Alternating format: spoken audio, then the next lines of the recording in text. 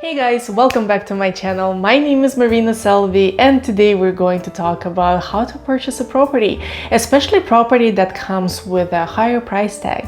I'm going to mention a few very key points and some of them will be quite unusual to hear, especially if you watched some of the other videos on YouTube on this topic. But if you are in the process of searching for the property, I think they will be quite beneficial and you can definitely implement them right away. But before we start, please don't forget to like this video and subscribe to my channel.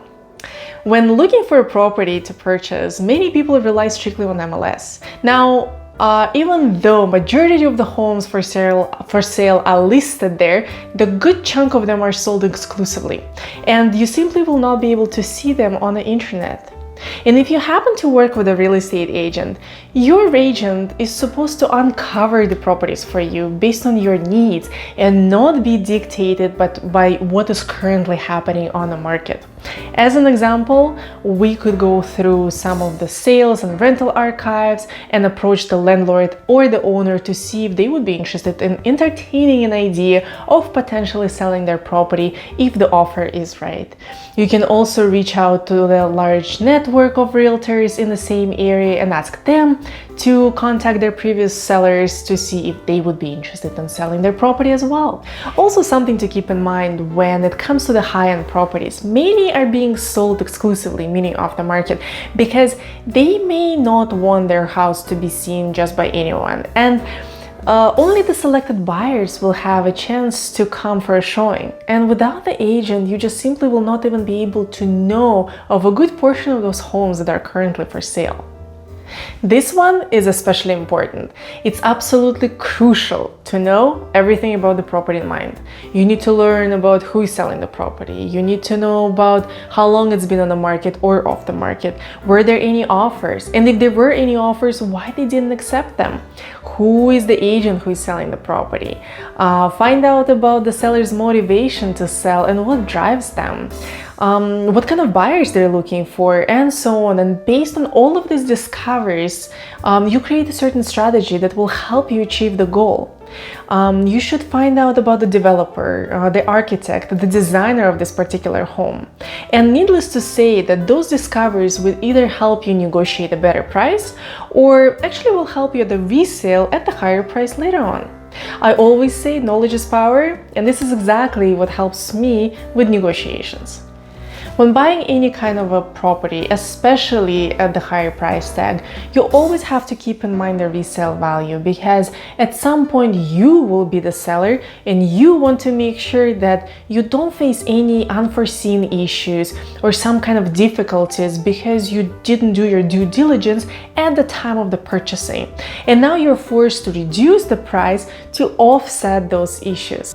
And this kind of leads me to the next point, where you have to check how congruent this particular property is in comparison to the others on the street. Things like finishes, appliances, the flow of the house, the build quality, the smart home technology, and so on. And it kind of goes hand in hand with the resale value I mentioned, because if anything is at the lower quality than the rest of the comparable homes, your agent has to see it and point it out in order to negotiate a better price. So truthfully, it all comes down to your agent's knowledge of what kind of materials and finishes are being used out there in this particular neighborhood or by the local builders. Being in real estate for a while now, I noticed one common problem among buyers. They tend to act without their own representation, or at least at the beginning of their search. And I see so many issues with that, and there will be another video about that topic where I will explain why it's not recommended in more details. But when it comes to the high-end real estate, connections and relationships matter a lot. Let me explain. A lot of properties, especially those with a high price tag, come with a lot of requirements on the seller's side. Sellers don't show their homes to just anyone or any kind of a walk-in person. They want to make sure that the potential buyer that comes in is committed to the purchase, properly screened, well educated on the current market situation, and most importantly, vouched by their own real estate agent who represents them. So if you're not represented, you most likely will not be taken seriously enough and may not be granted the showing of that property.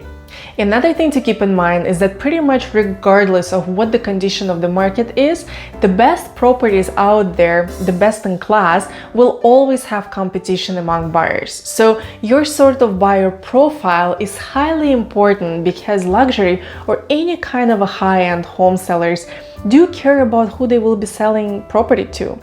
Those kind of purchases are not purely number-based, where the highest offer wins, which also happens as well, but most of the time there are a lot of emotions and feelings attached to the luxury real estate, and your impression on the seller or the seller's representative that you will most likely meet as well matters a lot and will either help you get this deal or not.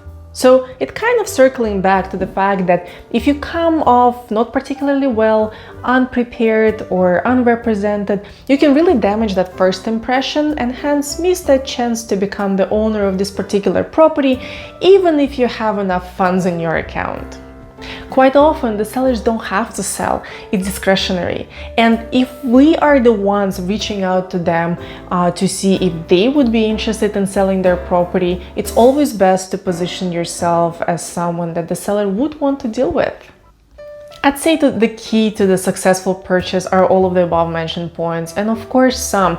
I did not want to overwhelm you right now, but I cannot stress enough the importance of one more thing.